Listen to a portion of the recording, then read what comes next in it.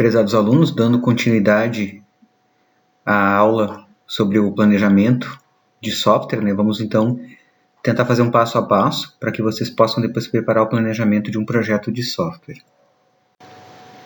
Então, o que é um plano de projeto de software? A gente vai estabelecer nesse nosso projeto quais são os recursos disponíveis que eu tenho.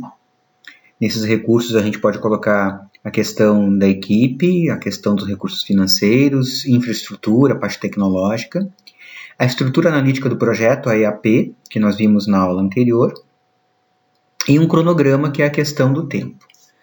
O cronograma ele vai estabelecer, então, as etapas do projeto e vai dividir em atividades ou tarefas. E nós podemos, não é obrigatório nesse nosso cronograma, estabelecer uma série de marcos que são importantes para que o gerente de projetos possa reconhecer esses marcos e poder acompanhar se as entregas estão sendo feitas dentro do que estava estabelecido no projeto. O que pode ser um marco? Por exemplo, entregar uma parte da modelagem do sistema, a modelagem do banco de dados, o diagrama de classes, uma funcionalidade que já foi implementada e já foi testada. Então, isso tudo podem ser marcos que eu vou colocar dentro do meu plano. As atividades e os marcos são os itens que o cliente e o desenvolvedor podem utilizar para acompanhar esse desenvolvimento do projeto. A atividade é uma parte do projeto que acontece ao longo de um determinado período, semana, quinzena, mês, depende como é que nós vamos estabelecer a nossa periodicidade do projeto. E o marco simboliza a finalização de uma das atividades. Cada atividade possui 4 parâmetros. Precursor, o que deve ser feito antes, qual é a atividade anterior. No caso, por exemplo, uma atividade depende da outra. Eu só posso testar uma funcionalidade se ela já foi implementada. Então, a precursora do teste é a implementação.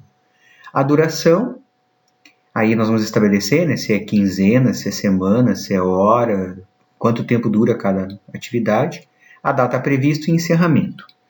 Nós podemos trabalhar com diagramas de barras e redes de atividades para fazer uma notação gráfica para ilustrar o cronograma de um projeto. Então, uma forma de ilustrar que vocês vão usar também depois no estudo de caso.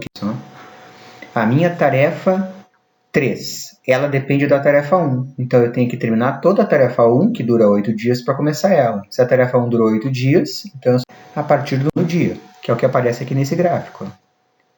A tarefa 5, ela começou só no dia 16. Tarefa 6 começou no dia 9, ela dependia da tarefa que terminava no dia 8, até eu completar todas as tarefas. Uma outra forma, aqui tem um outro diagrama de um outro projeto, por exemplo, um projeto de pesquisa.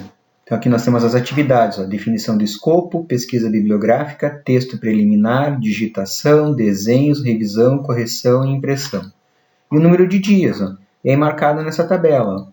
Um dia para definir o escopo, aí quando termina a definição do escopo, 4 dias para a pesquisa bibliográfica, aí terminou a pesquisa, 2 dias para o texto, terminou o texto, digitação e desenhos, 2 dias simultâneos, concomitantes, depois revisão e por último correção e impressão. O meu projeto aqui está levando 14 dias para ser feito. Então uma outra forma de representar também e um outro tipo de projeto. Um produto é um resultado do projeto entregue para o cliente.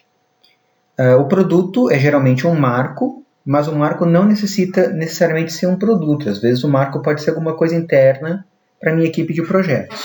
Então, por exemplo, será que se eu terminar a modelagem do banco de dados e eu tiver o diagrama entidade relacionamento pronto, que é um marco, será que isso é um produto? Será que para o meu cliente faz diferença? Ou ele vai entender o que é um diagrama entidade relacionamento? Vamos supor que o meu cliente é um usuário de software e aí eu vou fazer uma apresentação para ele dizendo que aquilo é um produto e ele não está entendendo muito bem o que é aquilo. Então, algumas coisas podem ser marcos internos para a equipe do projeto, mas não necessariamente um produto que eu vou entregar para o meu cliente. Eu poderia entregar para o meu cliente uma funcionalidade já implementada e testada para ele colocar em... Então, aqui alguns exemplos de atividades e marcos. Estudo de viabilidade, o marco é um relatório de viabilidade. Análise de requisitos, o marco é a definição de requisitos, um documento definindo os requisitos do meu software. Atividade, desenvolvimento de protótipo, o marco, um relatório de avaliação. Atividade, estudo de projeto, o marco, projeto de arquitetura. Atividade, especificação de requisitos, o marco, requisitos do sistema. Então, algumas sugestões, né? Claro que cada equipe vai poder escrever isso de uma forma diferente e vai estabelecer quais são as suas atividades e quais são os marcos. O cronograma, que é uma coisa que envolve uma das variáveis muito importantes do projeto, que é o tempo. Então, o cronograma ele vai descrever o ciclo de desenvolvimento de software, enumerando todas as etapas do projeto e dividindo isso em tarefas. E a equipe, junto com o gerente de projetos, vai estimar o tempo necessário. Quanto tempo a gente vai levar para fazer a especificação dos requisitos? Quanto tempo para modelar o banco de dados? Quanto tempo para fazer as interfaces? Quanto tempo para implementar? Quanto tempo de teste? Mas nós vamos dividir o software em 3 fases. Aí eu vou fazer um cronograma para cada fase, como se cada fase fosse um pequeno projeto, um subprojeto. O marco, então, é um ponto final reconhecível de uma atividade nesse meu processo de desenvolvimento de software. Tem que ter uma saída, um diagrama, um relatório, uma funcionalidade. Marcos indefinidos não podem ser verificados, não tem como quantificar, não é uma métrica. Por exemplo, codificação 80% concluída. Como é que eu sei qual é o tamanho da codificação? Quantas linhas o software vai ter? Eu não tenho nem ideia, porque eu ainda estou fazendo ele, então esse tipo de marco que não vai servir. O tempo necessário para concluir o projeto, ele pode ser estimado como o caminho mais longo, que a gente conhece como o caminho principal ou caminho crítico.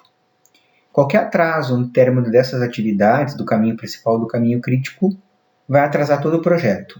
O que é um caminho crítico? Quando eu tenho dependências. Por exemplo, eu comecei o projeto e as tarefas 1 e 2 começaram de forma concomitante. Eu não preciso parar o projeto, esperar que a tarefa 2 comece só depois da tarefa 1. Então, eu tenho ali algum tipo de folga que pode acontecer. Se todas elas estão interligadas sequencialmente, nada pode atrasar. Por exemplo, a tarefa 1 leva 10 dias e a tarefa 2 depende dela e também leva 10. Se eu, por acaso, atrasar a tarefa 1 e levar 15, eu já estou gastando 5 dias a mais no meu cronograma que eu não tinha previsto. Eu já vou ter problema. Então, esse caminho, que é o chamado caminho principal, quando eu tenho as dependências, onde eu não posso ter atrasos, é conhecido como caminho principal ou caminho crítico. Se acontecer algum atraso nesse caminho, que são as atividades que não são concomitantes, eu vou ter um atraso no cronograma geral. Esse atraso no cronograma geral vai me causar, provavelmente, aumento de custos. Então, uma bibliografia recomendada, e eu vou fazer alguns exercícios com vocês, vou fazer alguns exemplos, depois vamos fazer alguns exercícios de como é que vocês montam um diagrama de rede de atividades a partir de uma tabela de atividades, de tempo para desenvolver cada atividade e de dependência, se essas atividades dependem ou não de uma ou de mais atividades que estão sendo sequenciadas nesse diagrama.